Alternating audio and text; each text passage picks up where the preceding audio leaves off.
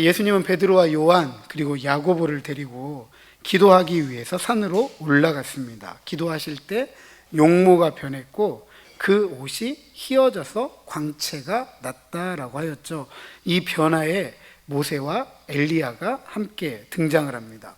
구약의 오래된 약속의 성취로서 예수님께서 예루살렘에서 별세하실 것이다 라고 이들이 대화를 합니다. 그것은 예루살렘에서의 예수님의 죽음으로 시작되는 새로운 출애굽에 대한 이야기였죠.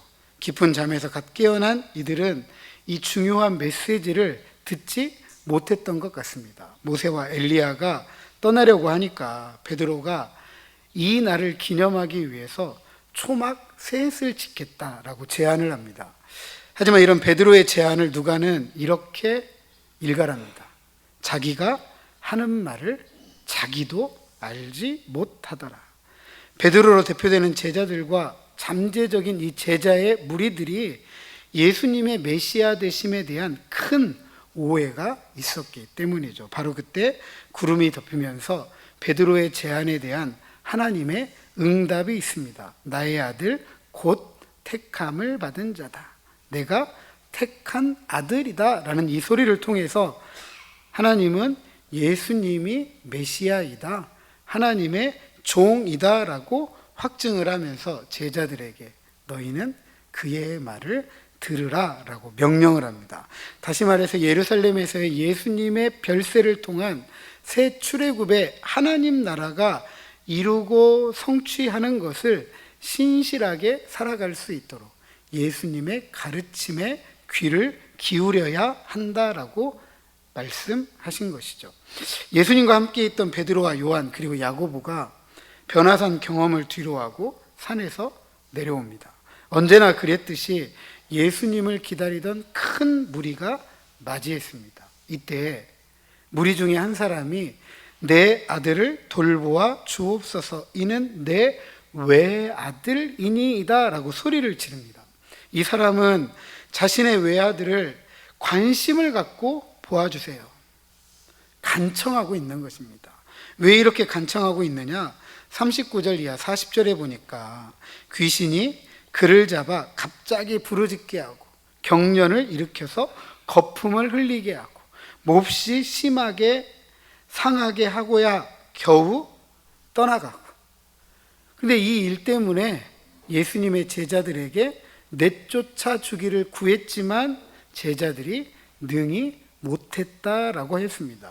마가나 마태도 이 이야기를 소개하면서 이 아이의 상태가 매우 심각하다, 그리고 제자들은 이 심각한 아이를 고칠 수 없었다라고 이야기합니다. 그리고 마태는 이 아이의 병명을 간질이라고 소개를 합니다. 간질은 고대 유대교에서 초자연적인 요소에 의해서 이루어지는 병, 그리고 이 병에 걸리면 삶이 망가지고 고치기 어려운 병으로 취급을 했습니다. 이 때문에 많은 사람들에게 간질은 공포심을 불러 일으켰습니다. 누가는 이런 간질을 귀신과 연관된 것으로 이해를 하고 그 나타나는 병증이 소리를 지른다, 경련을 일으킨다 뿐만 아니라 거품을 흘리면서 온몸을 상하게 한다라고 했습니다. 그만큼 귀신이 이 아이에게서 쉽사리 떠나가지 않았다라고 이야기합니다. 이에 아버지는 간절함에 예수님의 제자들에게 이 귀신을 내쫓아 주기를 구했지만 제자들이 귀신을 내쫓지 못했던 것이죠. 아마 제자들에게 귀신을 내쫓아 달라고 부탁했던 이유가 그랬을 거예요. 9장 1절에 보면 예수님이 제자들에게 병 고치는 권세, 귀신을 쫓아내는 권세를 주셔가지고 파송을 합니다. 그리고 실제로 파송받고 사역을 하면서 병도 고치고 귀신도 쫓아내서 그들이 한 사역을 예수님에게 전하기 위해 돌아오는 장면으로 9장 1절 이하 6절이 끝나게 되는데, 아마 이 아버지도 이런 소식을 들었거나 보았을 거예요. 그러면 충분히 이 제자들을 초청해서 우리 아이를 위해 귀신을 쫓아낼 수 있다라고 믿었던 것이죠. 하지만 지금의 제자들은 이 귀신을 쫓아내려고 노력을 했지만 귀신을 내쫓는 데 있어서 실패하고 말았습니다. 그들이 능히 못하더이다 라고 하는 이 아버지의 이야기는 굉장한 실망감을 엿볼 수 있어요. 큰 기대를 가졌는데 못해요. 왜 제자들은 귀신을 쫓아내지 못했을까? 성공적으로 파송받은 사역을 감당했던 이 제자들이 왜 지금은 이 귀신을 쫓아내지 못했을까?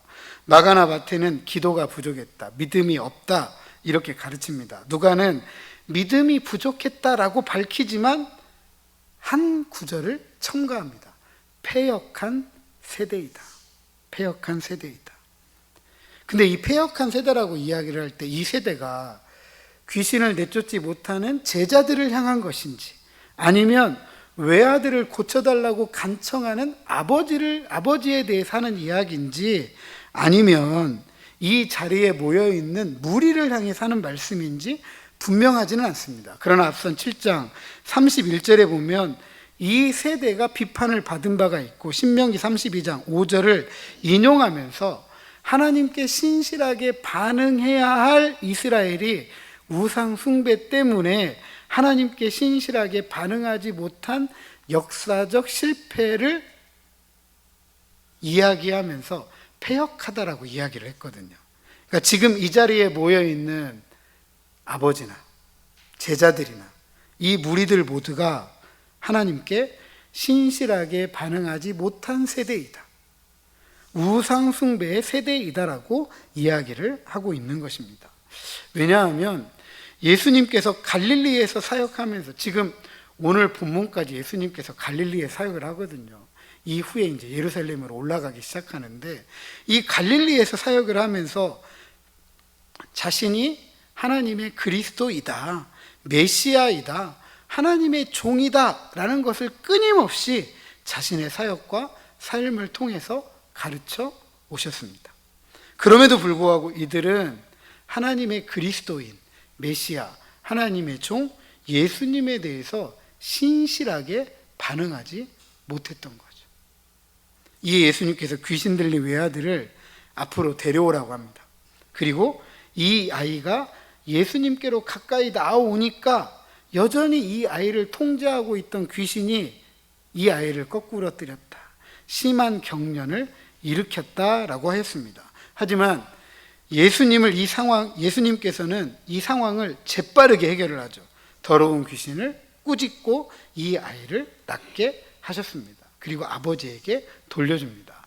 지금까지도 하나님의 그리스도로서 사역을 했던 것처럼 예수님은 귀신을 쫓아냈지만 하나님의 그리스도이신 예수님에 대해 신실해야 될 제자들은 신실하지 못해서 실패하고 만 것입니다. 이처럼 누가는 제자들의 실패 그리고 예수님의 성공을 대조시키고 있습니다. 예수님의 성공에 모인 무리들이 하나님의 위엄, 즉 예수님과 함께 하시는 하나님의 위대함에 놀랐습니다. 이로써 제자들이 신실하게 주님을 따라가기 위해 아직도 들어야 될 것이 있고, 배워야 될 것이 있고, 깨우쳐야 될 것이 있고, 믿어야 될 것이 있다라고 밝혀주고 있습니다. 이제 누가는 갈릴리 사역에서 예수님의 마지막 가르침을 언급하고 있습니다. 먼저 무리들은 예수님께서 행하시는 모든 사역에 대해 놀랍게 여긴다라고 하였습니다. 이런 모습은 새로운 세상을 위한 정치적인 왕으로서 예수님에 대한 기대가 컸다라는 것을 의미하고, 제자들 역시 이런 기대를 가지고 예수님을 지금까지 따라왔습니다. 이때 제자들에게 그들이 듣고 배우고 깨닫고 믿고 따라야 될 것을 다시 가르칩니다. 44절 같이 한번 읽어보죠. 이 말을 시작. 이 말을 너희 귀에 담아두라. 인자가 장차 사람들의 손에 넘겨지리라 하시되. 아멘. 예수님의 이 가르침은 상당히 당혹스러운 이야기예요. 특별히 베드로와 요한 그리고 야고보가 바로 며칠 전에 어디에 올라갔었죠? 변화산에 올라갔었잖아요. 이 변화산에서 본 영광, 하나님 나라와 상반돼요.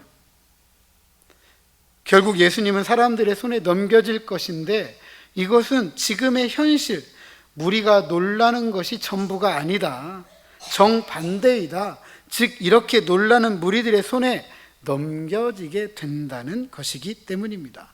9장 22절에서 가르치신 것처럼 부활을 뺀 예수님께서 고난받는다, 거절당한다, 거부당한다, 그리고 죽임을 당한다라고 말하고 있습니다. 이와 같은 예루살렘에서의 예수님의 별세에 대해 사람들의 반응은 늘 신실하지 못하다, 쉽게 변한다라고 이야기하고 있습니다. 하지만 이 삶은 하나님께서 하나님의 그리스도, 즉 메시아, 하나님의 종 예수님께서 신실하게 걸어가야 할 길이고 우리가 잘 아는 것처럼 예수님은 이 길을 걸어가실 것입니다. 그러기에 제자들은 너희는 그의 말을 들으라 라는 하늘의 음성에 귀를 기울여야 하고 예수님은 그들에게 다시 권면합니다. 이 말을 귀에 담아두라. 즉 마음속 깊이 새겨두라 라고 하였습니다. 예수님은 이렇게 제자들을 고난과 십자가, 죽음이라는 예수님의 별세를 준비시키고 있었던 것입니다. 그럼에도 제자들은 알아요, 몰라요? 몰라요. 여전히 모릅니다. 그 이유를 이렇게 설명합니다. 그들로 깨닫지 못하게 숨긴 바 되었다. 심지어 이 말씀을 묻기도 두려워했다라고 하고 있습니다. 왜일까요? 왜 이들에게는 이 말씀이 숨겨져 있을까요? 왜 이들은 깨닫지 못할까요?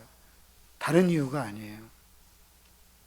자기가 가지고 있는 신념, 자기가 가지고 있는 가치, 자기가 지키고 있는 전통, 자기가 살아가는 문화, 여기에 갇혀있기 때문에 그래요. 무엇보다 이스라엘의 회복에 대한 이들의 신념은 얼마나 강한지 몰라요. 예수님을 정치적인 왕으로 세우고 로마를 전복시키고 새로운 세상을 이루고자 하는 꿈을 가지고 있던 사람들이에요. 항상 몸에다가 칼을 품고 다녔던 사람들이에요. 언제든지 힘으로 대결해서 경쟁해서 이기고 승리해보겠다, 바꿔보겠다.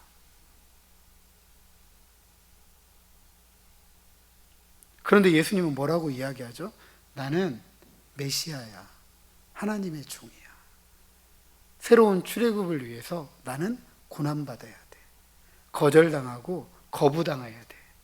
심지어 죽어야 돼. 이렇게 환영하는, 이렇게 나를 영접하는 이 사람들의 손에 그렇게 될 거야. 그럼 이게 이해가 되세요? 이해가 안 되죠. 받아들일 수가 없죠.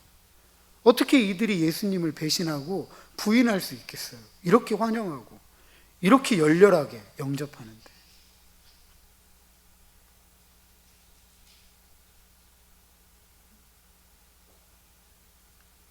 근데 제자들도 이 무리들 중에 한 사람이죠.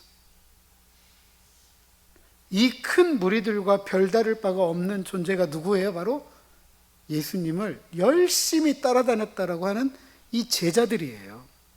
결국 고난, 십자가, 죽음으로 나아가는 예수님을 배신하고 부인하고 외면했던 이들의 책임 작아요, 커요? 크죠. 제자들은 여전히 예수님을 신실하게 따라야 할 제자들이 듣고 배우고 깨달아야 한다라는 사실, 틀림이 없습니다. 이런 제자들의 무지는 예루살렘에서의 별세를 위해 예루살렘으로 예수님께서 오르시기 전에 두 가지 사건으로 더욱 분명하게 드러납니다. 첫 번째 사건은 누가 크냐라는 제자들 사이의 논쟁입니다. 이 논쟁은 굉장히 부적절하죠. 왜냐하면 예수님은 지금 뭐라고 이야기하느냐? 나는 고난받는다, 나는 거절당한다, 거부당한다, 심지어 죽는다. 이런 삶을 이야기하고 있는데 제자들은 그분이 가져오시는 나라에서 나는 큰 사람이다, 나는 너보다 더 큰 사람이다, 이걸 지금 서로 따지고 있는 거예요. 서로 비교하고, 서로 대립하고, 서로 대결하고, 서로 경쟁하고. 아마 이것은요, 앞선 변화산에서 베드로와 요한과 야고보가 특별한 경험을 했잖아요. 아마 그것에 대한 어떤 특권의식, 이런 것이 있을 수도 있겠어요.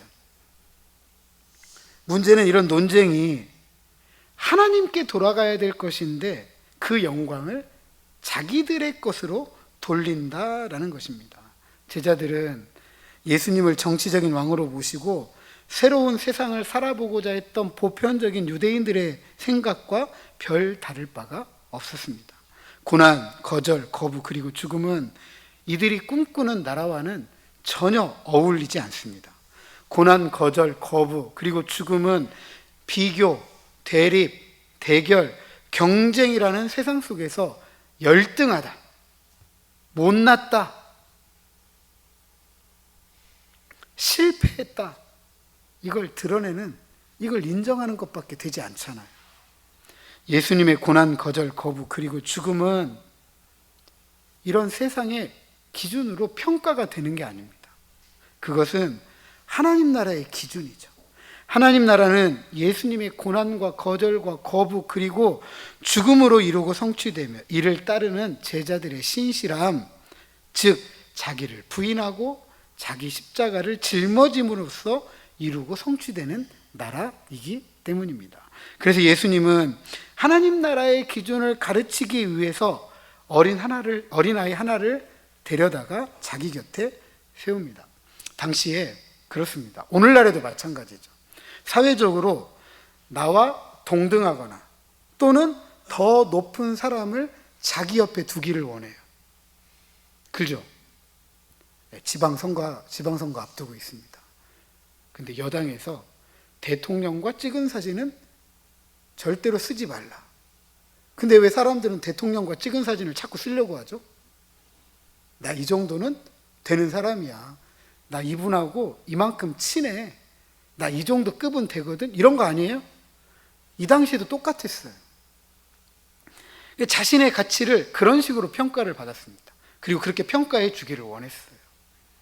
특별히 이 당시에 12살 이하의 어린이들은 율법을 가르치지도 않고, 그리고 만약에 율법을 가르친다라고 한다면 모든 보편적인 사람들이 뭐라고 이야기하냐면 쓸데없는 짓 하고 있네, 시간 낭비라고 생각을 했습니다. 그러니까 어린아이는 어떤 존재였느냐? 하찮은 존재예요. 하찮은 존재, 비천한 존재, 함께할 이유가 없는 존재. 한 가지 이유만 있어요. 노동력. 이거 외에는 별다를 바가 없습니다. 다시 말씀드리면 당시의 어린이는 사회에 피라미드가 있다라고 한다면 가장 맨 아래쪽에 있는 위치에 있는 거죠. 그런데 예수님은 이렇게 하찮고 비천한 어린아이를 어디에 세웠어요? 자신의 옆에 세웠어요. 아니, 영접을 하신 거죠. 이처럼 예수님께서 어린아이를 영접함으로써 이 아이가 누구와 동급이다? 나와 동급이다. 나와 동급이다. 아니, 나보다 더 높은 사람이다 라고 이해를 시켰던 거예요. 이로써 예수님은 제자들이 가지고 있던 당시 사회적 관습을 확 뒤엎으셨죠. 뿐만 아니라 제자들의 이 잘못된 인식, 즉 큰 자에 대한 잘못된 인식을 바로잡아 주고자 하셨습니다. 우리 48절 같이 한번 읽어보겠습니다. 48절 시작.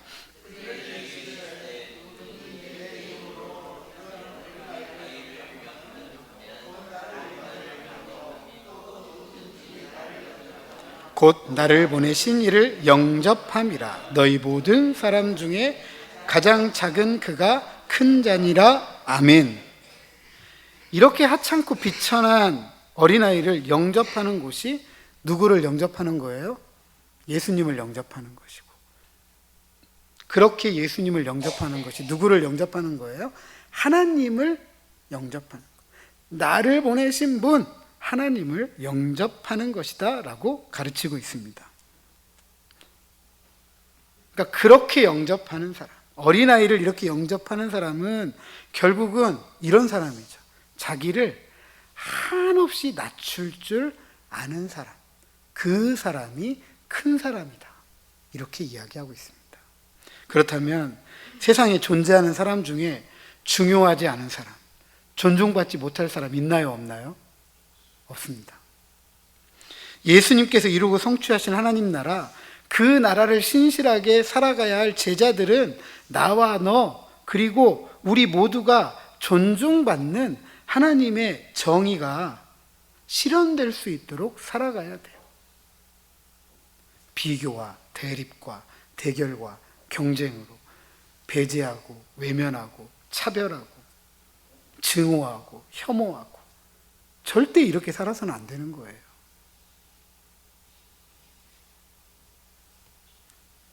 이렇게 나, 너, 우리 자기를 가장 낮추고 한 사람 한 사람을 존중하고 중요하게 여기는 이런 사람들이 하나님께서 크다라고 인정하는 사람들입니다.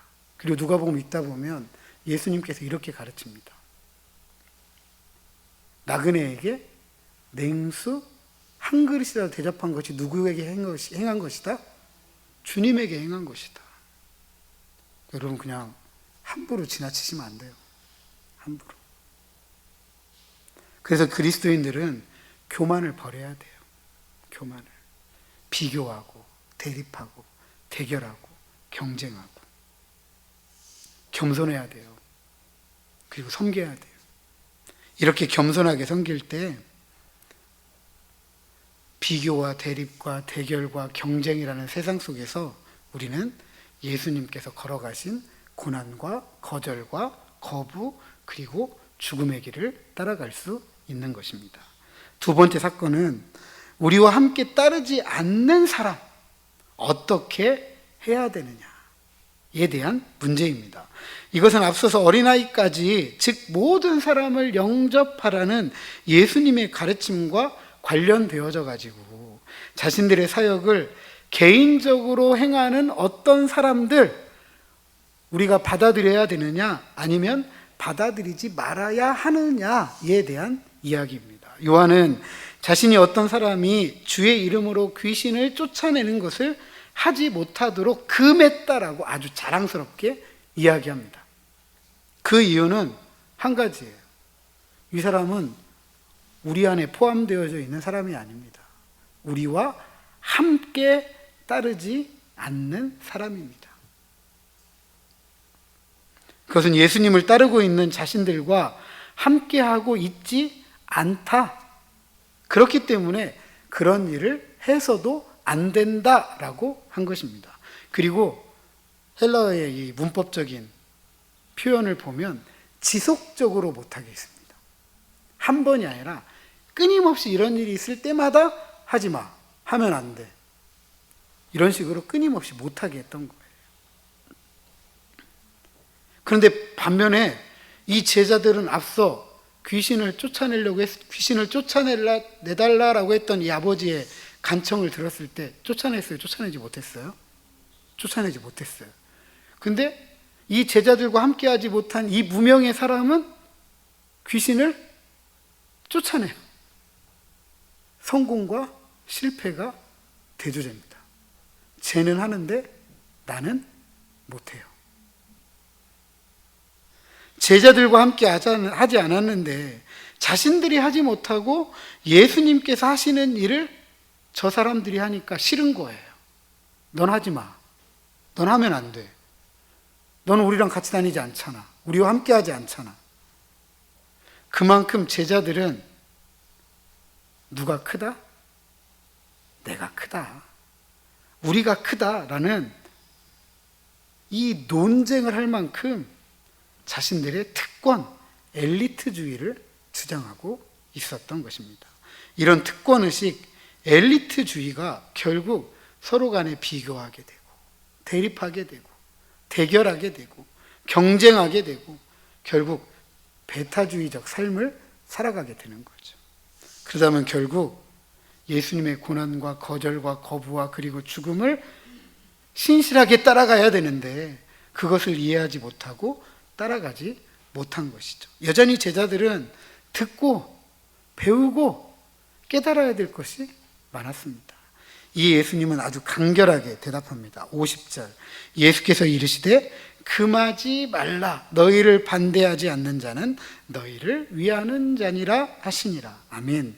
제자들이 그와 같은 일을 금해서는 안 된다라는 것입니다. 왜냐하면 무명의 이 사람이 제자들을 반대하지 않기 때문에 그래요. 그 사람은 제자들의 편에서 일하는 것이죠. 함께 하진 않지만 주의 이름으로 주님이 하시는 일을 하기 때문에 같은 편인 거예요.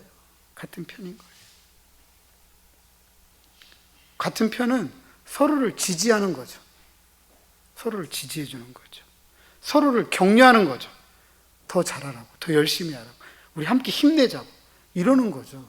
너는 하지 마, 내가 할게. 자기도 못하면서. 참 못난 거죠. 그러니까 제자들의 사역은 마치 상표권을 등록하고 특허를 내고 자기가 독점적으로 사용해야 될 그런 것이 아니라는 거예요, 여러분. 하나님 나라를 신실하게 살아가는 제자들의 사역은 주님께서 부르시는 모든 이들을 통해 함께 이루어야 할 것이고 서로 인정하고 서로 협력하고 서로 격려해야 하는 것입니다. 이처럼 하나님 나라를 신실하게 살아가는 것은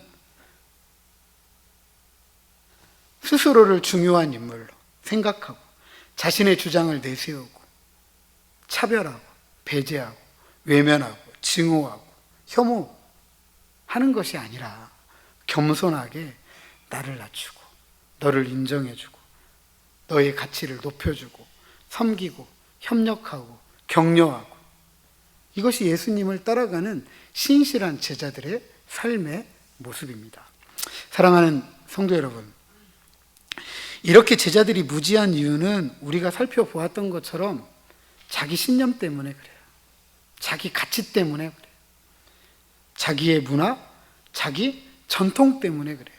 그것에 갇혀있기 때문에 그것을 뛰어넘는 희년으로 특징되는 하나님 나라를 받아들이지 못하는 거죠. 그러니까 아무리 예수님이 옳은 것을 가르쳐도 옳은 것을 옳다라고 못 받아들이는 거예요. 내 것 때문에, 내가 너무 강하기 때문에, 내 것으로 가득 차 있기 때문에. 대접에 새로운 것을 채우려면요, 그 대접을 어떻게 해야 되죠? 비워야 돼요. 비워야 돼요. 여기에다 물이 채워져 있는데 여기에 다른 것을 채울 수가 없어요.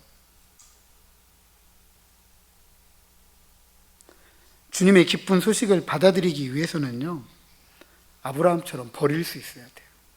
부모도 버리고 형제도 버리고 친척도 버리고 자기가 살아왔던 문화, 전통, 가치도 버릴 수 있는 용기가 있어야 이 약속의 땅에 갈 수가 있는 거예요. 모세처럼 자기가 지금까지 애굽에서 커왔던 문화와 전통과 가치와 신념을 가지면 칼을 가지고 싸워서 이겨야 되죠. 하나님은 다 내려놓도록 하시고 지팡이 하나 던져줍니다. 지팡이 하나. 오직 누구만 따르라고요? 아버지만 따르라고. 주님만 따르라고. 그래서 우리는 주님의 말씀을 들어야 되고 배워야 되고 깨달아야 되고 익혀야 되고 신실하게 따라갈 수 있을 만큼 믿을 수 있어야 돼요. 그러려면 버려야 돼요. 내 신념, 내 가치, 내 전통, 내 문화 다 버려야 돼요. 최근 중동전쟁과 관련해서 교황 네오 14세하고 트럼프 대통령 간의 논쟁이 있었습니다.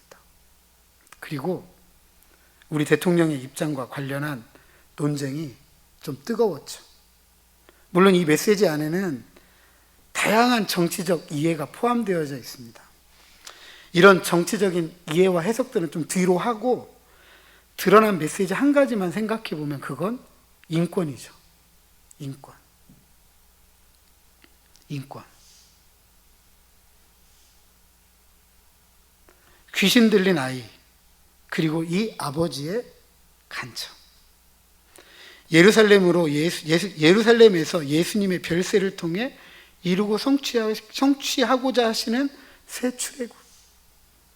고난, 거절, 거부, 그리고 죽음 앞에선 이 예수님 앞에서 누가 크냐라고 논쟁을 하는 이 제자들, 특권의식에 사로잡혀서 타인에 대해 배타적인 태도,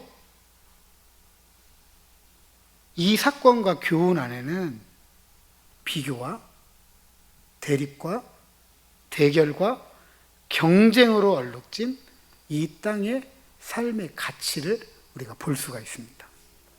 문제는 이와 같은 비교와 대립과 대결과 경쟁은 한 사람, 한 사회, 한 나라, 한 민족, 한 문명에 대한 관심을 지워버리도록 합니다.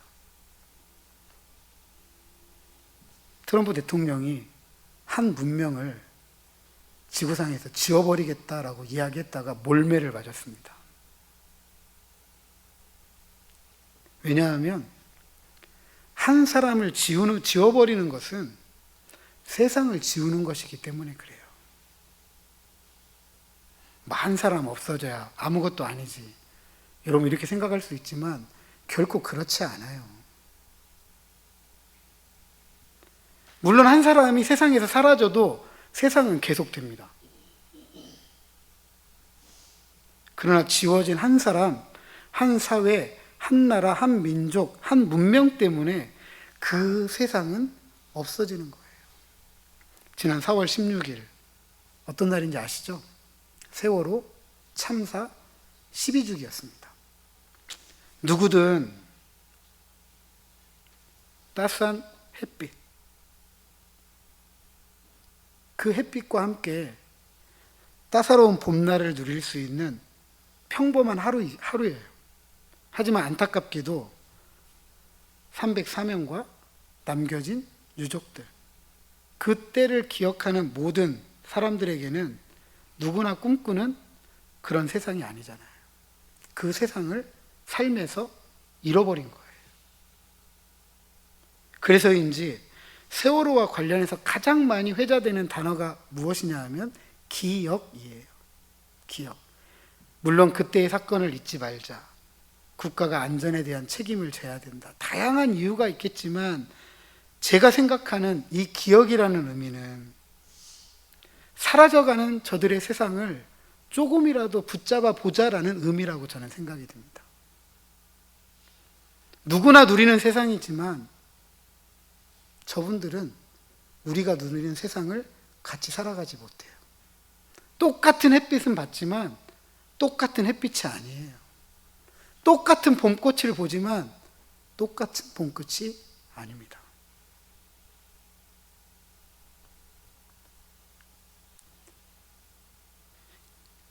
예수님께서 고난과 거절과 거부와 그리고 죽음이라는 이 길을 걸어가시는 이유는 죄 때문에 비교하고 대립하고 대결하고 경쟁으로 얼룩진 이 세상을 새롭게 하고자 하시는 거예요.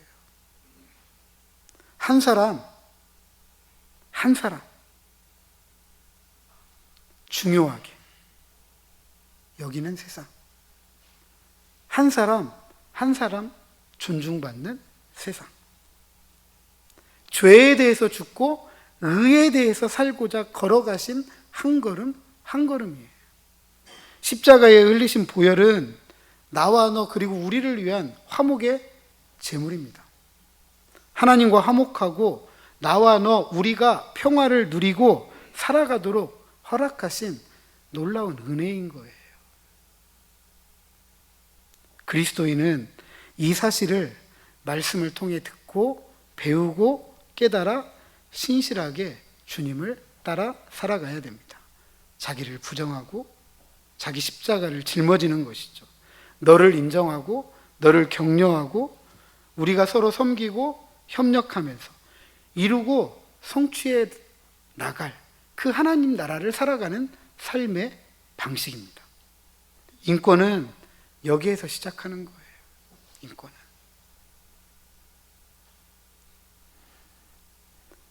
너와 나 그리고 우리가 함께 살아가는 하나님의 나라, 하나님의 정의가 강같이 하수같이 흘러가는 나라. 이 나라를 우리가 듣고 배우고 깨닫지 못하면 우리 세상 사람들하고 똑같은 거예요.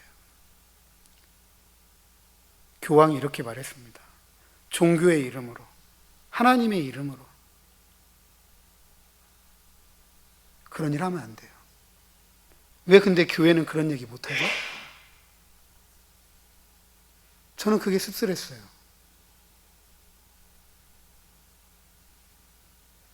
무슨 눈치를 보는 거죠? 무슨 생각을 하고 있는 거죠?